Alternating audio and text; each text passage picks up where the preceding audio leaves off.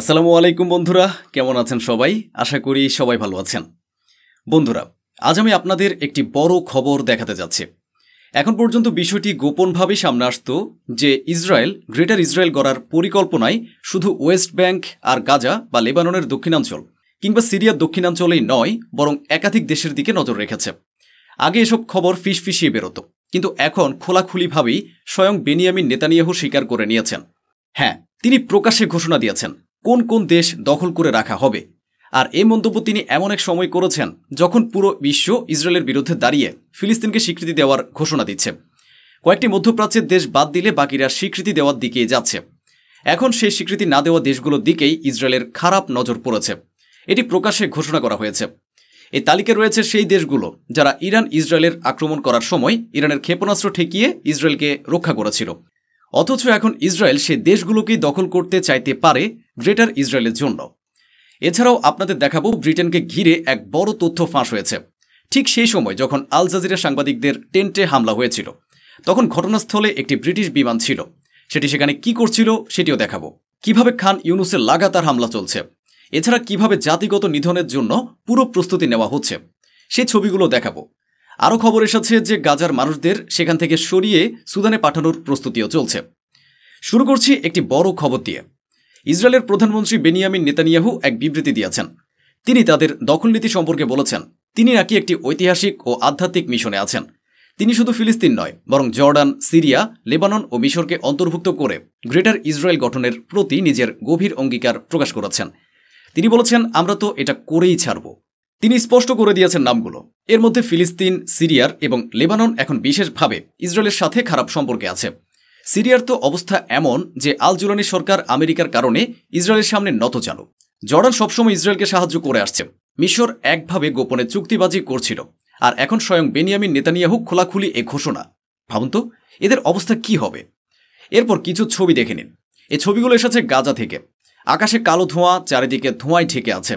সেই ধোঁয়ার ছবি আপনাদের দেখাচ্ছি। ধোঁয়ার মধ্যে প্রচণ্ড উজ্জ্বল আলো দেখা যাচ্ছে। এই ছবিগুলো সামনে এসেছে। আরেকটি ছবি দেখুন।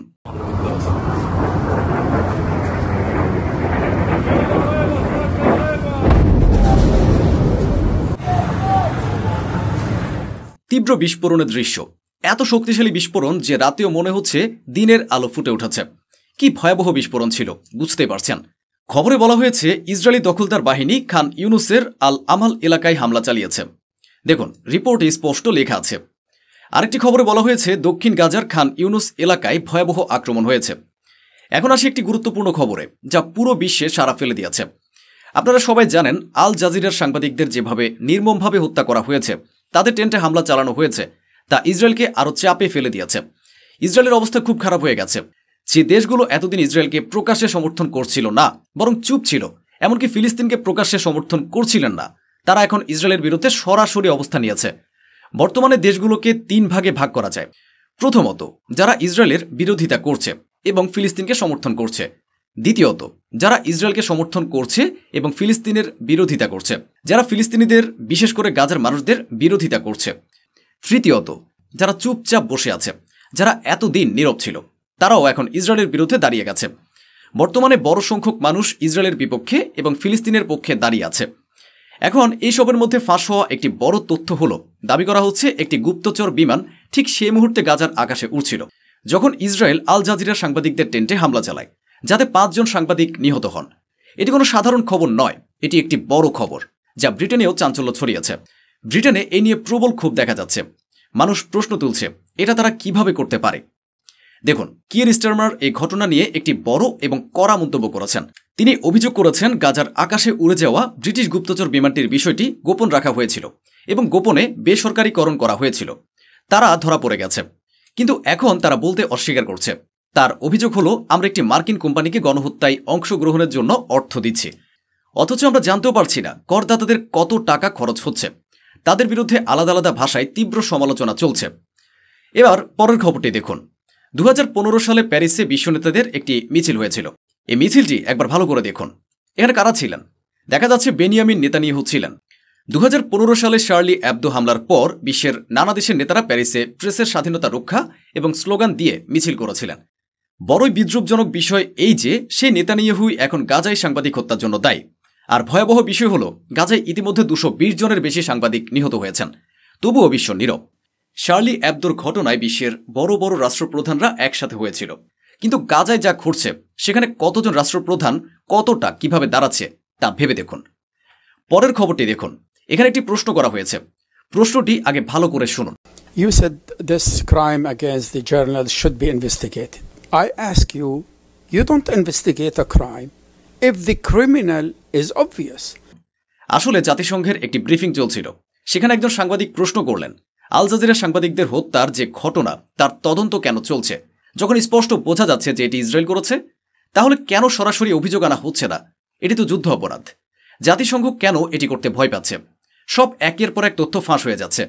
এছাড়া দ্য ক্রেডলের একটি খবর বলছে ইসরায়েল গোপনে একটি পরিকল্পনা করেছে, যার টার্গেট দক্ষিণ সুদান।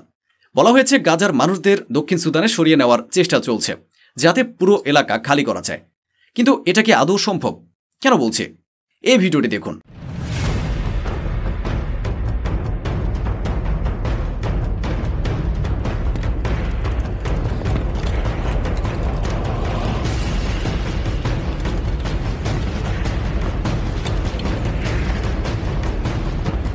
গাজায় প্রতিরোধ পুরোপুরি সক্রিয়, তাই বলছি এত সহজে কাউকে জোর জুলুম করে সরিয়ে দেওয়া সম্ভব নয়।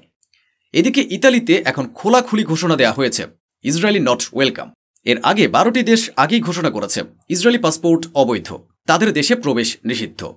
আরেকটি ঘটনা, স্পেনের সাবেক ইউরোপীয় পার্লামেন্ট সদস্য, যিনি ইউরোপীয় ইউনিয়নের সাবেক কূটনীতিক দূত ছিলেন, তিনি 110 জন সাবেক ইউরোপীয় পার্লামেন্ট সদস্যের সঙ্গে মিলে ইইউ ইসরায়েল অ্যাসোসিয়েশন এগ্রিমেন্ট স্থগিত করার আহ্বান জানিয়েছেন।